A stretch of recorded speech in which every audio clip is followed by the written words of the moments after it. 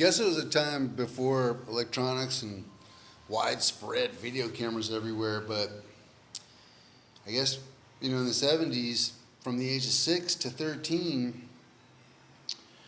I don't remember how many times, almost every Wednesday, really, for years during this school year, I would go to this guy's house named Arthur Press. And he was the percussionist for the Boston Symphony. And on Saturdays, I'd go to the New England Conservatory to school and studied for a childhood degree in music theory.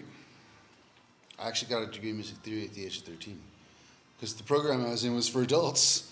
So, but on Wednesdays, I either went to my teacher's house or I went to the symphony itself. And I practiced with him at the symphony. And there were times when, gosh, I wish I could get all the videos. I just don't want, have the time to go back and look at it all. But there's times when there was a symphony happening, and I was his student who would sit in the back and watch him. And people would see me, and sometimes I would come out and ring a bell or whatever at the right time. And yeah. So that was my professional formation. Somebody asked me, or not just somebody, various people during my life, what did you know? Okay, I don't know. I don't know what I know exactly. Well, I do know, but I don't know if I should share it with you exactly.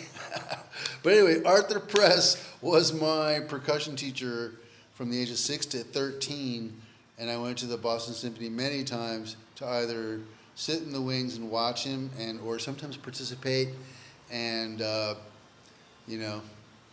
talk about meeting famous people and having extended contact with them. I think the problem with most people is that they don't realize that famous people are just like anybody else. And if you start treating them weird or wrong or whatever because they're famous, they're going to get away from you. They just want to be treated normally like everybody else. And the more you can treat them like a normal person, the better.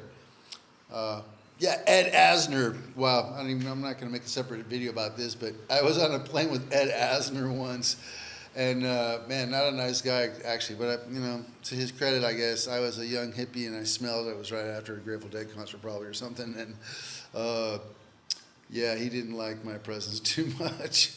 But anyway, I just treated him like anybody else. I didn't even know it was Ed Asner on the plane. I think that's what that bothered him in particular, but. I was just I was just treating everybody like normal anybody else. And I think that's the important thing that everybody needs to remember when they're around somebody who's famous.